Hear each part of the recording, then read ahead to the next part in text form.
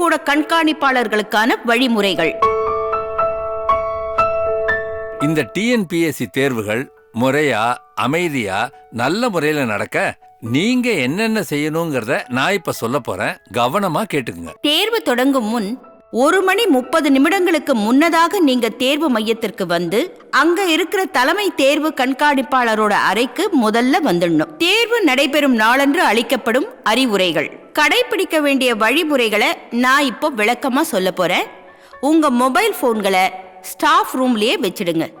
உங்களுக்கு ஒதுக்கப்பட்டிருக்கிற தேர்வு எழுதுற அறைக்குள்ள நீங்க போகும்போது மொபைல் போன் மற்ற சாதனங்கள் எதுவும் உங்ககிட்ட இல்லைங்கிறத உறுதி செஞ்சுக்குங்க. தேர்வு நடைபெறும் போது ரொம்ப விழிப்போட இருக்கணும். எந்த காரணத்துக்காகவும் தேர்வு எழுதும் அறையை விட்டு வெளியே வரக்கூடாது.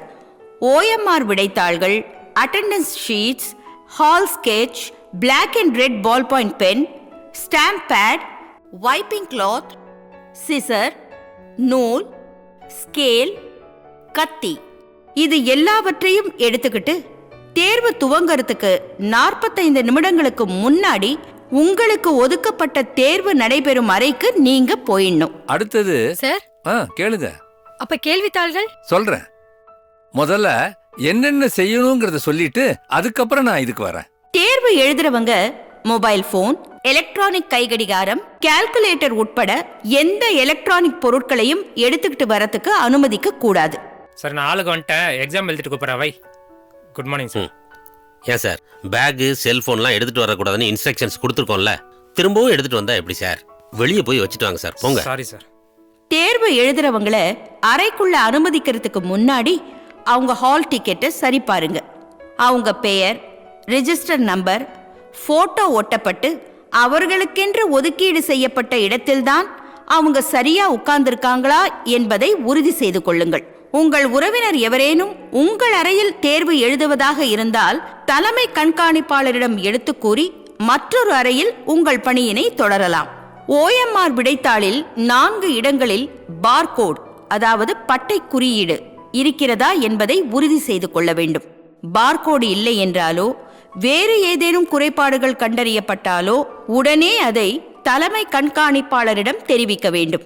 விண்ணப்பதாரர்களுடைய, அதாவது தேர்வு எழுதுபவர்களுடைய புகைப்படம், பதிவு எண் ஆகியவற்றை சரிபார்த்து அதன் பிறகு அவர்களுக்கான OMR விடைத்தாள்களை தந்து அதை எப்படி பூர்த்தி செய்யணும்னு விளக்குங்க.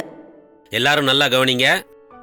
உங்ககிட்ட கொடுக்கப்பட்டிருக்கிற ஆன்சர் சீட்டில் இருக்கக்கூடிய உங்களுடைய பேரு, ரிஜிஸ்டர் நம்பர், ஃபோட்டோவும், உங்கள் ஹால் டிக்கெட்டில் இருக்கக்கூடிய பேரு, ரிஜிஸ்டர் நம்பர், ஃபோட்டோ, டேபிளில் ஒட்டி இருக்கக்கூடிய பேரு, ஃபோட்டோ, ரிஜிஸ்டர் நம்பர் எல்லாம் ஒன்றா இருக்குதாங்கிறத செக் பண்ணிக்கோங்க.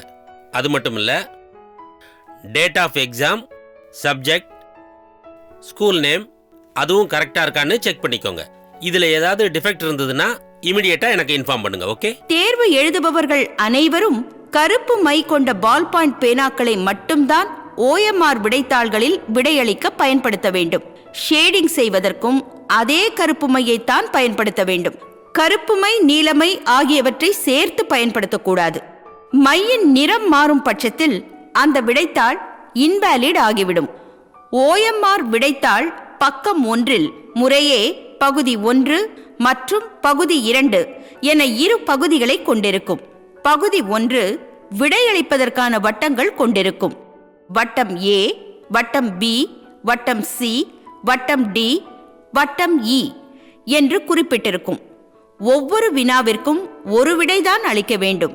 தேர்வு எழுதுபவருக்கு குறிப்பிட்ட வினாவிற்கு விடை தெரியாத பட்சத்தில் வட்டம் E-ஐ ஷேட் செய்ய வேண்டும். தேர்வர் ஒரு குறிப்பிட்ட வினாவிற்கு விடையாக ஏதேனும் ஒரு வட்டத்தை ஷேட் செய்யாத பட்சத்தில் அவருடைய விடைத்தாள் இன்வாலிட் ஆகிவிடும் என்று சொல்ல வேண்டும். உங்களுக்கு கொடுக்கப்பட்டிருக்கிற ஆன்சர் சீட்டில் பகுதி 1, பகுதி 2ன்னு 2 பகுதி இருக்கும். பகுதி 1ல் நீங்கள் ஆன்சர் பண்ணுறதுக்காக A, B, C, D, Eன்னு 5 வட்டங்கள் இருக்கும். இதில் எது சரியான விடையோ அதை A, B, C, Dக்கான வட்டத்தில் ஷேட் பண்ணணும். உங்களுக்கு விடை தெரியலைன்னா ஈங்கிற வட்டத்தை ஷேட் பண்ணணும். A, B, C, D, E இதில் ஏதாவது ஒரு வட்டத்தை தான் ஷேட் பண்ணணும்.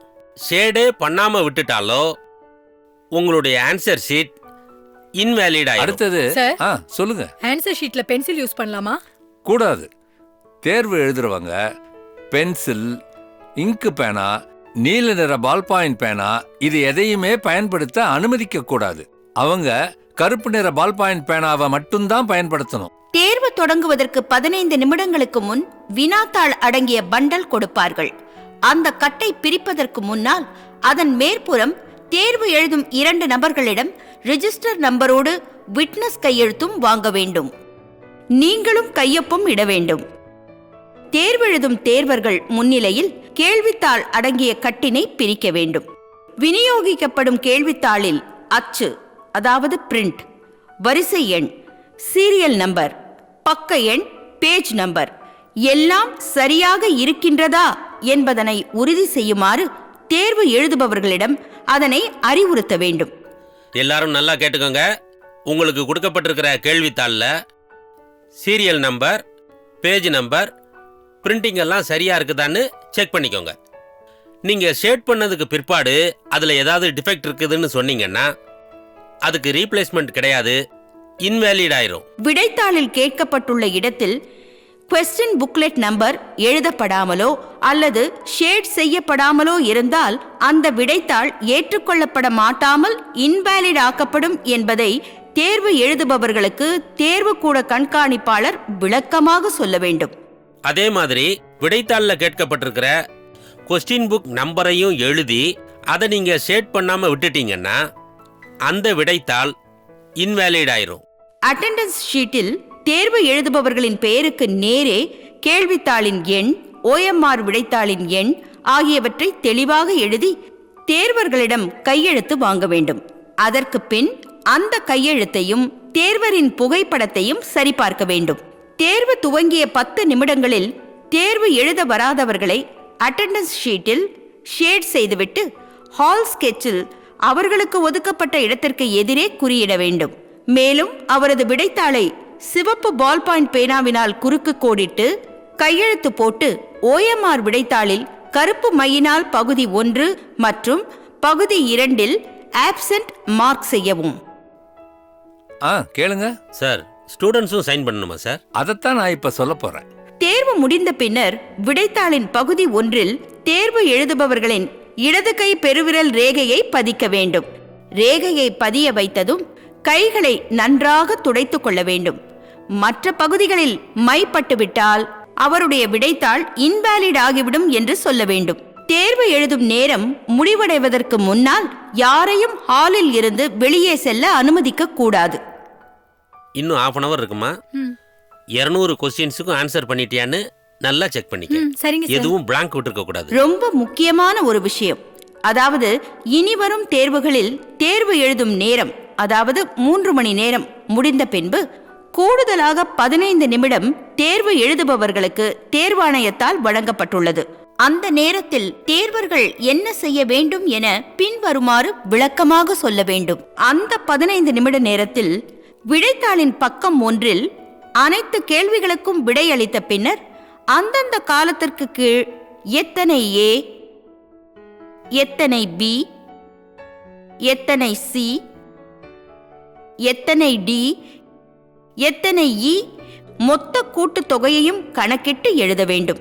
அதன் பின்னர் முதல் காலத்தில் ஏயில் உள்ள எண்ணிக்கையான 17, இரண்டாம் காலத்தில் ஏயில் உள்ள எண்ணிக்கையான 14, மூன்றாம் காலத்தில் ஏயில் உள்ள எண்ணிக்கையான 16 இந்த மூன்றையும் சேர்த்து கூட்டிக் கொள்ளவும்.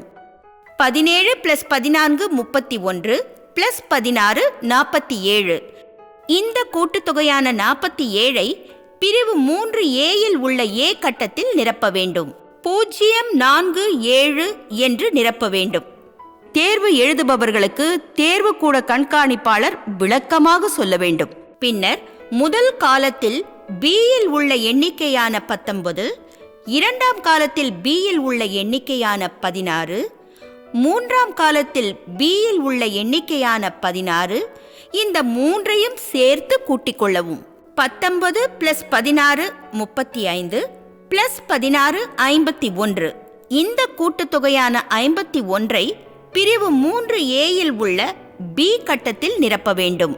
அதுபோல முறையே 3 காலங்களில் உள்ள சி, 3 காலங்களில் உள்ள டி, 3 காலங்களில் உள்ள இ அதனை கூட்டல் செய்து அதனின் மொத்த எண்ணிக்கையினை பகுதி 2 பிரிவு 3A உள்ள CDE ஆகிய கட்டங்களில் அந்தந்த கூட்டுத்தொகையை எடுத்து எழுதி பிரிவு 3B அதற்குரிய வட்டங்களை நிரப்புமாறு அறிவுறுத்த வேண்டும்.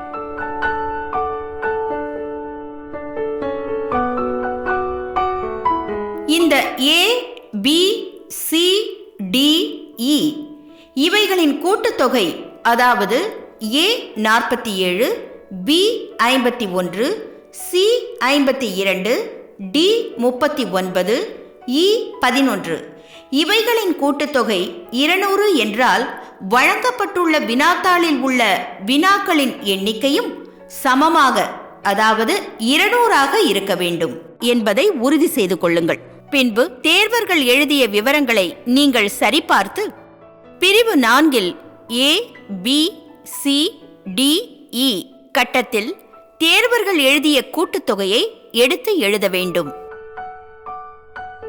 மொத்த கூட்டுத்தொகையையும் கணக்கிட்டு எழுத வேண்டும். அதன் பின்னர் பக்கம் 1, பக்கம் 2 ஆகியவற்றில் தேர்வர்கள் கையெழுத்திட்டு இருக்கிறார்களா, கைரேகை பதிவு செய்து இருக்கிறார்களா என்பதை உறுதி செய்து பின்னர் நீங்கள் கையொப்பம் இட வேண்டும். பின்னர் தேர்வு எழுதிய அனைத்து விண்ணப்பதாரர்களின் OMR விடைத்தாள்களை சேகரித்து எண்ணிக்கையை சரிபார்த்து தலைமை கண்காணிப்பாளரிடம் பத்திரமாக ஒப்படைக்க வேண்டும். இந்த TNPSC எக்ஸாம் எப்படிங்கறத பத்தி நான் சொன்னது உங்க எல்லாருக்கும் நல்லா புரிஞ்சுதா? ஏதாவது சந்தேகம் இருந்தா கேளுங்க. எல்லாம் நல்லா புரிஞ்சது சார். நன்றி.